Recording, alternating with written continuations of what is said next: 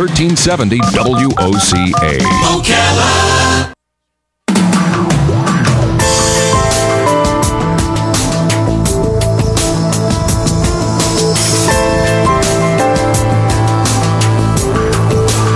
All right, 7 minutes after 9 o'clock. Thank you for tuning in this Wednesday morning. We're just a few days away, I guess, from the primaries. The voters of Marion County will all get together. Hopefully, there'll be a big turnout. That's what we always hope. And in the studio is Jane Moerlie. She is running for School Board District 3, the position currently held by Bobby James. Her the other two opponents for her. I'm sorry.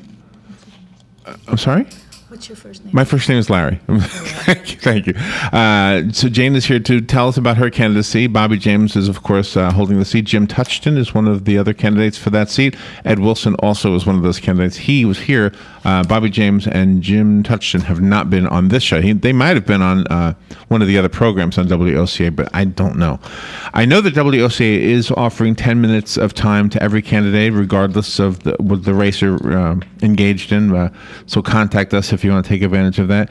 And the paperwork from Jane says, and I think this is common knowledge, that Marion County, unfortunately, is ranked 50th out of 67 counties in Florida when it comes to our education. It's something we need to fix a little bit, or a lot. And so Jane is here to tell us how she's going to try to make a difference with that if she's elected. Good morning, Jane. Nice to meet you.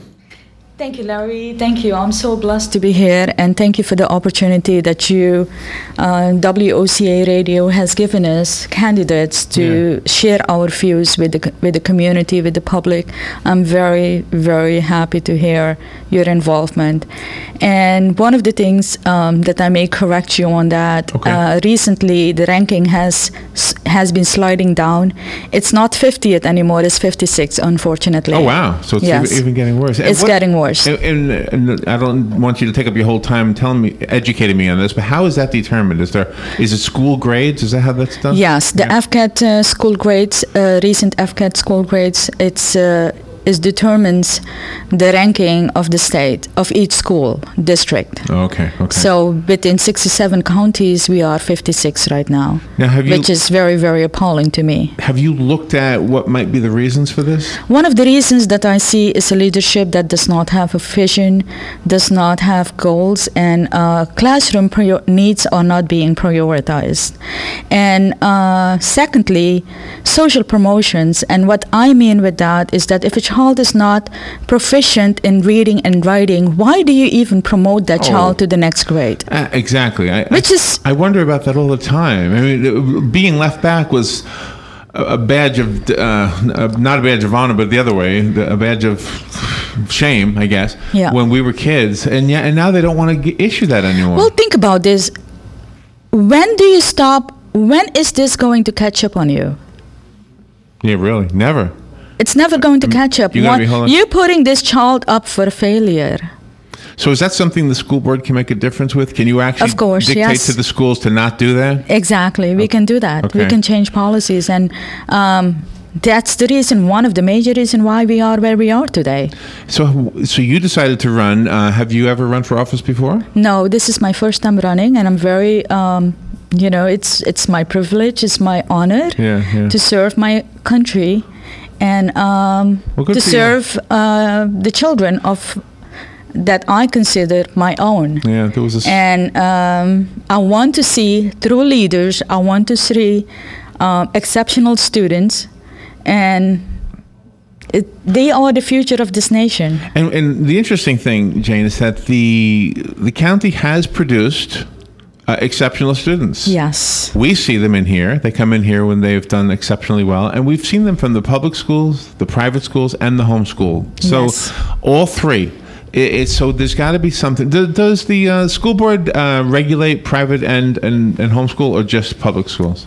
Just the private schools are being regulated not by the school board. Okay. But homeschooling, there is a liaison between the homeschool students and the school board. Oh, okay. So you're in charge of that too. Yes. Now, is there anything specifically that you would set as a goal? You mentioned that there are no goals. Do you have a goal that you'd like to bring to the school board? Yes, of course, Larry. One of the things that I would like to bring to the school board is a vision to improve our education, academic excellence in the schools. And how I'm planning to do that is to try to understand what each parents and the community, involve the community in creating a shared vision within the school system and find out what their understanding is of educational success for their child. And if we can help them in achieving those goals, those ideas, this is what I want for my child. Right. We can help them and see what is lacking. Another thing that I would like to bring to the school board is safety of our children. Discipline. Oh, yes. Discipline. If a child is not in the classroom, we cannot teach that child. There are two reform schools, Sulphur River and another one. We are spending close to $4.5 million in those two schools, between those two schools. Wow. And there are 500 students that are going through those schools. And maybe we need to look at different, maybe more training for the teachers, how to handle discipline problems. And $4.5 million spending on 500 students, it's quite a bit. Yeah. When you talk about the teachers themselves, it seems like they are the ones that have the direct contact with the students. They are the rank and file. They're probably the lowest paid on the chain in education, and yet they're always the ones that we pick on. They're the ones who get fired first. Exactly. Right. Exactly. Last year, Mr. Crawford had suggested that the teachers forfeit their bonus and contributed so that the 100 plus teachers wouldn't have to be let go, and I guess some of that has been fixed since then. But well, one of the things we have to understand, the teachers are in the trenches with our students. Do you remember your teachers? Do you remember any of the teachers in your life? I do, yeah. They have impacted your life tremendously, Sure. and we should not forget that. Teachers are the backbone of the public education system, of any education system. And as such, we should respect them. It's a very honorable profession. And if you take the autonomy of a teacher and tell them, okay, this is my objective, and I want you to do that, but you tie their hands on the back, on their backs, how do you want them to do their job? Let's give them the autonomy to teach our students and to do their profession. That's what they are there for.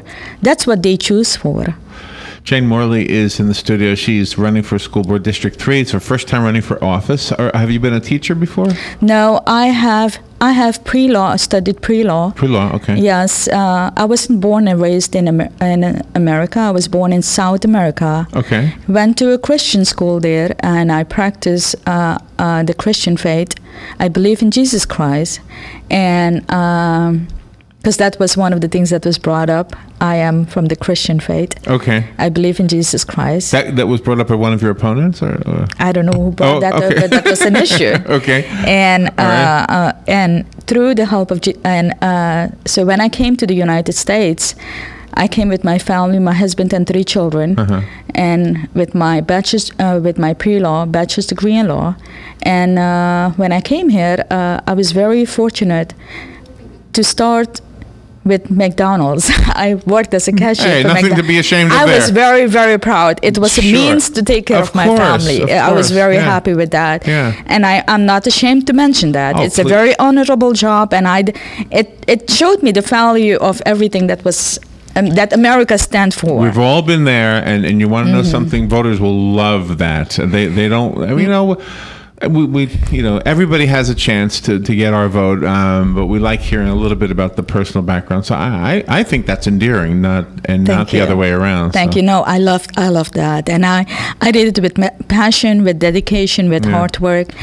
Kept on looking for other opportunities, and that came with construction company. I found a job within a construction company, which decent group Inc., and this was in New York City.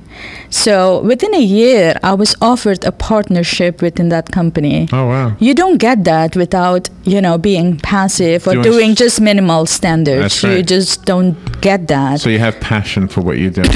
I have a strong work ethic, Larry. I have perseverance, and I see projects through from start to beginning.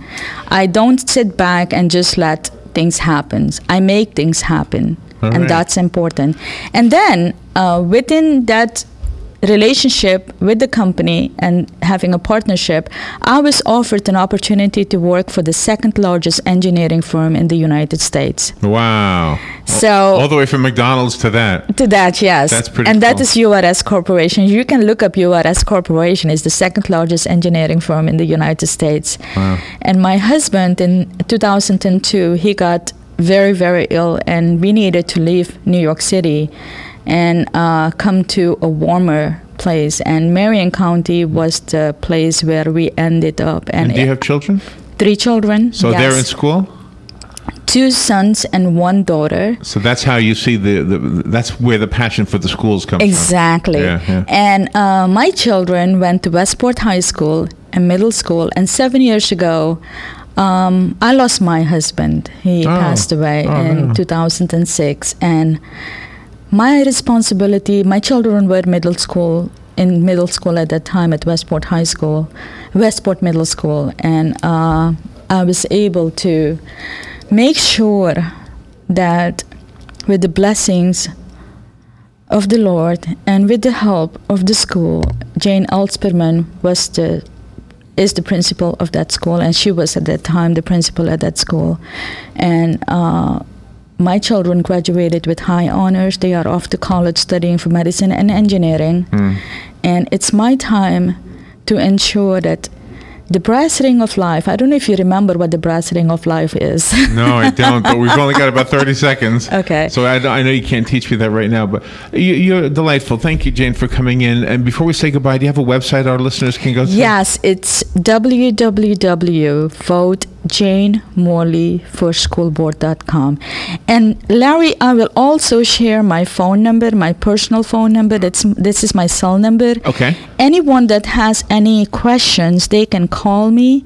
They can reach me at 352-216-8865. I'm open for questions. Okay. I'm open for suggestions. I need the community's involvement, and I need the community's help. Jane, thank you for coming in. It's a delight to meet you. The website that you gave for the listeners, if it was too long to write down, don't worry. Robin already put it on our site. So if you go to WOCA.com, you'll see Jane's name on the guest list, and your long website is right there. Jane Moerlie, nice to meet you. Thank you for coming in here. Thank you, Larry. I'm very blessed to be here. Thank you. And we are blessed to have you here. We'll take a little break, and we'll be right back. Each morning, we wake up thankful to live in a free nation with liberty and justice for all. But sometimes those liberties can be put in jeopardy, and you may have questions about what to do or who to call. Let Doc Blanchard of Blanchard, Miriam, Adele, and Kirkland help you find the answers. Attorneys at law since 1974 and located in downtown Ocala. If you have legal issues, don't go it alone. Call 352-732-7218. Blanchard, Miriam, Adele, and Kirkland, helping protect your liberties every day.